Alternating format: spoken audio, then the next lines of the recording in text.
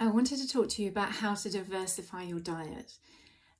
You might be thinking, well, what do you mean by that, and why would I need to diversify my diet? But we know from research that the more varied the diet, the more beneficial it is for our gut bacteria, and also, of course, we get a broader range of nutrients, and that's really important because it's actually quite difficult to get all the nutrients you need from food unless you're eating a really well-planned diet. So getting a diverse diet is really important.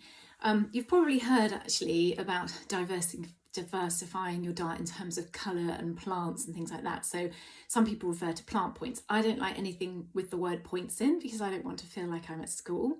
But I do think that a lot of people can relate to the idea of getting a lot of colour into their diet because it makes sense that, you know, the more colours, the more varied, and actually the different coloured fruits and vegetables have different properties. So that's quite nice and accessible for everybody. But I also think it's really important when we're talking about diversity to also acknowledge that we need diversity outside of the plants as well, and also to have like different kinds of meat and fish and seafood as well, because they all have different nutrients in them and they're really important. So how do we go about doing that? So first of all, you don't need to go shopping and buy hundreds and hundreds of different things, because chances are it won't get used. You might not like some of those things, or family members might refuse them, and it might cost you a lot of money. So all I would say is, perhaps when you are doing your shopping, perhaps one thing can be swapped. So for example, if you do like salad, could you change to a different type of lettuce, for example? So for example, watercress or rocket or pea shoots. We really like pea shoots in our family. Or something, you know, adding something bitter in there, or different variety fruit that you don't normally go for, different variety of apple. One of my favourite ways to get diversity is just using some different herbs, you know, using what's in season, varying it in that respect.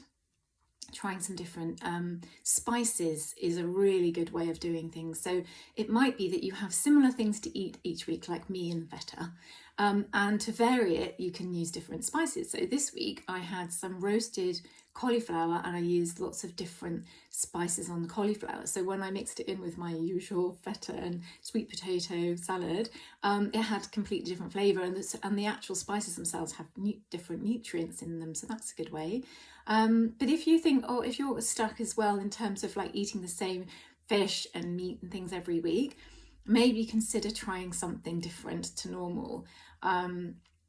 Even if it's something like, if you have chicken breast every week, maybe consider having chicken thighs or legs or something like that, because actually there are a lot of nutrients in those ones. So obviously this is going to depend very much on you, your tastes and your family's tastes and your budgets.